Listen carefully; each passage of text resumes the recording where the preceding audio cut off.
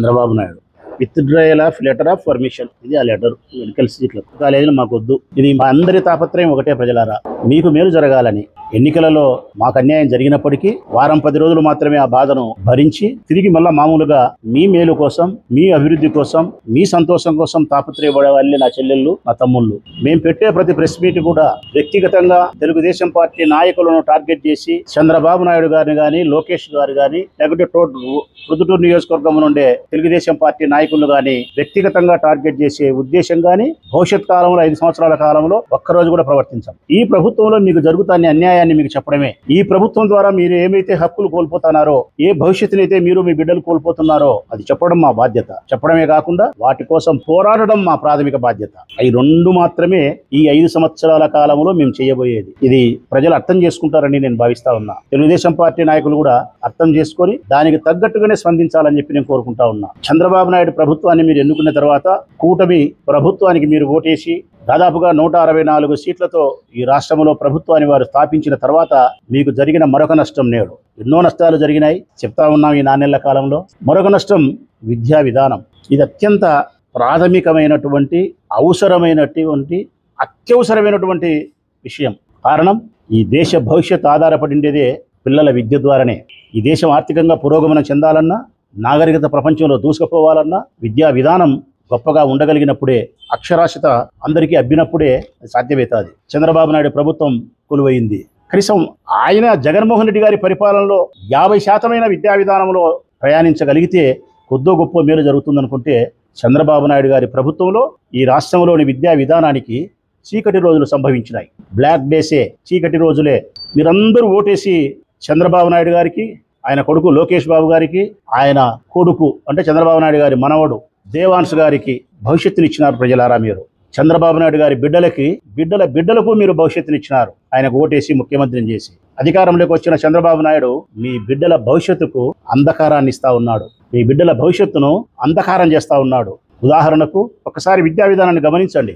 June 4 తర్వాత ఆయన ఎన్నిక కాబడిన నుంచి ఇప్పటి వరకు విద్యా విధానంలో మనకు జరిగిన అన్యాయాలు ఏంటినేది. మెడికల్ కాలేజీల గురించి ఒక వారం 10 రోజులుగా ప్రతిరోజు అన్ని పత్రికల్లో వస్తూ ఉన్నాయి. అన్యాయం జరుగుతుంది మనకు మెడికల్ కాలేజీలని. అసలు మెడికల్ కాలేజీలకు సంబంధించి మీకు సంపూర్ణమైనటువంటి సమాచారాన్ని ఇవ్వాలనేది నా తాపత్రయం.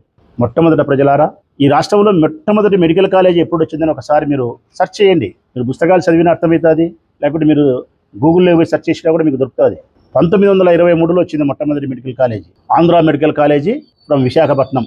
మొట్టమొదటి మెడికల్ కాలేజీ మన రాష్ట్రంలో మనకు స్వాతంత్రానికంటే మొట్టమొదట ఉండే కాలేజీ విశాఖపట్నం 1923. ఆనాటి నుంచి ఈనాటి వరకు 2024 సెప్టెంబర్ 16వ తారీఖు ఈ రోజు ఇంతవరకు ఎన్ని కాలేజీలు ఉన్నాయని చూస్తే జగన్మోహన్ రెడ్డి గారి పరిపాలన కంటే ముందు 37 కాలేజీలు ఉన్నాయి ఈ రాష్ట్రంలో. 19 ప్రభుత్వ కాలేజీలు, 18 ప్రైవేట్ కాలేజీలు ఉన్నాయి. 37 వైద్య కళాశాలలు ఉన్నాయి ఈ రాష్ట్రంలో. 101 సంవత్సరానికి ఈ రాష్ట్రంలో ఉండబడిన కాలేజీలు 37. 2014-19 నుంచి చంద్రబాబు నాయుడు ప్రభుత్వం అయితే ఒక కాలేజీ లేదు, 0. మెడికల్ కాలేజ్ ఒకటి కూడా కన్స్ట్రక్షన్ చేయలే. ఒక కాలేజీ కూడా ఒక సీట్ కూడా అనుమతి తీసుకురాలే. మరి 101 సంవత్సరానికి 37 కాలేజీలు ఈ రాష్ట్రంలో ఉంటే జగన్మోహన్ రెడ్డి గారు 5 సంవత్సరాల ప్రభుత్వంలో 17 కాలేజీలకు శ్రీకారం చుట్టినాడు. 17 కాలేజీలు, ఒక్కొక్క కాలేజీ 500 నుంచి 600-700 కోట్ల రూపాయలు ఖర్చు పెట్టి 17 కాలేజీలు. అందులో 5 కాలేజీలకు 23-24 సంవత్సరానికి సంబంధించినటువంటి విద్యా సంవత్సరంలో అనుమతులు కూడా తీసుకొని సీట్లు కూడా 750 సీట్లు కేటాయించినారు. మెడికల్ సీట్స్, ఎన్ఎంసీ అంటారు, నేషనల్ మెడికల్ కౌన్సిల్ ద్వారా అనుమతి కూడా తీసుకొని 750 సీట్లు లాస్ట్ ఇయర్ అయిపోయింది 5 కాలేజీలు. ఈ సంవత్సరం మళ్ళీ 5 కాలేజీలు పూర్తయిన కాలేజీలే, కన్స్ట్రక్షన్ పూర్తి అయిపోయినాయి. మళ్ళీ ఎన్ఎంసీ తీసుకోవాలా. అందులో మదనపల్లి ఉంది, ఆదోని ఉంది, పులివెందులు ఉంది.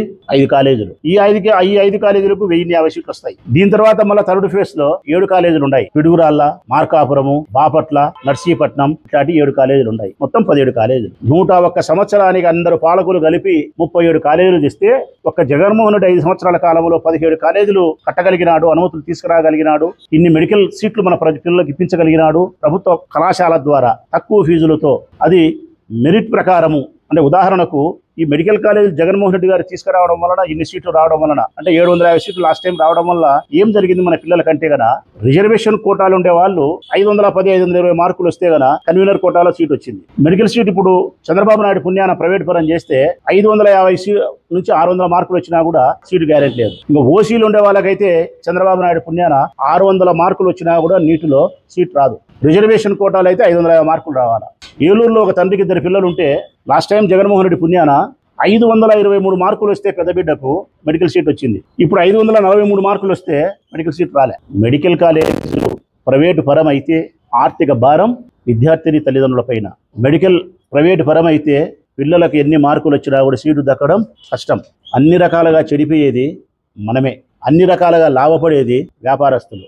విద్యను అందరికీ సమానమైన అవకాశాలు కల్పించాలా, పేదవారికి ధనవంతులతో సమానమైన అవకాశాలు కల్పించి ఈ సమాజంలో గౌరవంగా నిలబెట్టాలనే ప్రయత్నం చేసినవాడు జగన్మోహన్ రెడ్డి గారు. విద్యను వ్యాపారం చేసిన వాడు చంద్రబాబు నాయుడు. 17 కాలేజీలు కట్టించిన వాడు ఈయన, కాలేజీలకు సీట్లు వద్దని చెప్పి లెటర్ రాసిన వాడు ఆయన. గమనించండి ప్రజలారా మీరు.